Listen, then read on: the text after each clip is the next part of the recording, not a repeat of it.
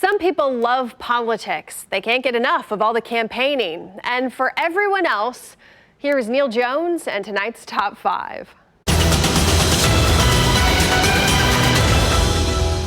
It's being called the biggest election of our time. They say that every 4 years.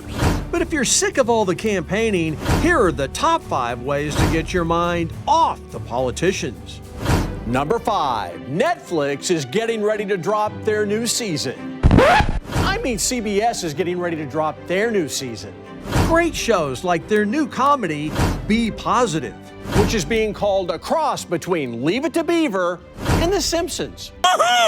What they really need is a series about Taylor Swift without the distracting music. And she's Googled a lot more than either of the candidates. Number 4, KU football. The best way to distract yourself from this dumpster fire of a campaign is by watching a bigger dumpster fire. And unfortunately, that's the state of the Jayhawk program. Last year, new coach Les Miles and star running back Pooka Williams gave us reasons to hope. Pooka Williams down the sideline! So what's happened this year? Well, the coach got COVID and Pooka's decided to skip the rest of the season. So what are we left with? No wins and, in the immediate future, no hope. Number 3, treat politics like a soap opera. Don't get mad, embrace it. On this week's As the Political World Turns, Donald's mad at Joe, Joe's mad at Donald, and everyone's mad at China. Now that's a series I would watch. Will Joe finally wake up? Will Donald visit Russia again? And are Rudy and Hillary plotting against them both? That's tomorrow on As the Political World Turns.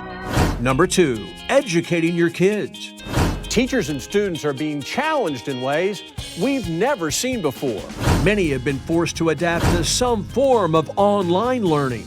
The only positive is that it's easier to cheat on tests. The Harvard Business Review recommends forming parenting posses to help kids learn. I've always wanted to be in a posse. They say that just taking 15 minutes a day with your kids can make a big difference. Although, if you've got a bunch of kids, it could really cut into your TV watching time. And the number 1 way to distract yourself from this political season, football season. Okay, this only works in Kansas City. In cities like Dallas, the campaign actually distracts Cowboy fans from their train wreck of a football team. Touchdown, Cardinals!